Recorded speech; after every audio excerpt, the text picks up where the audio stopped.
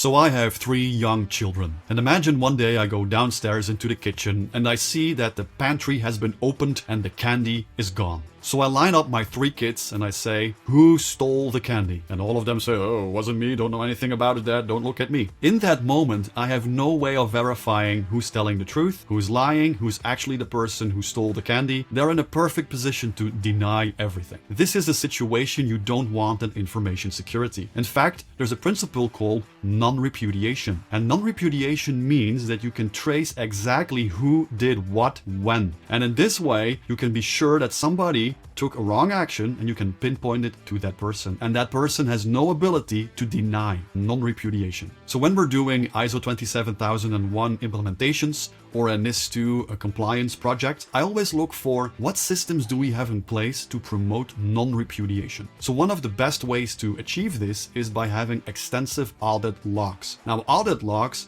like the word says, keep track of who does what when, and in such a way that the person can no longer deny doing a specific operation. You also have to make sure that these audit logs are tamper-free, so they're read-only, like write once and read many. And that way you're sure that the audit log is correct. Also, have you noticed that there are some mailboxes that are like group mailboxes? Like there is no specific person behind it, or you cannot pinpoint who's behind that mailbox. Or you're looking into the identity and access management and you're seeing accounts that are not named, like team or like IT staff, but you've no idea which identity is really behind it. So these things undermine non-repudiation. So what you want in summary is extensive audit logging and named identities. And when you have these two in place, and of course making sure nobody can tamper with them, you have a great start for non-repudiation. So my question for you today is, which systems do you have in place to promote non-repudiation? Are you able to trace who did what when, or are you in a situation where they potentially can deny everything? With that said, I wish you a wonderful day and see you next time.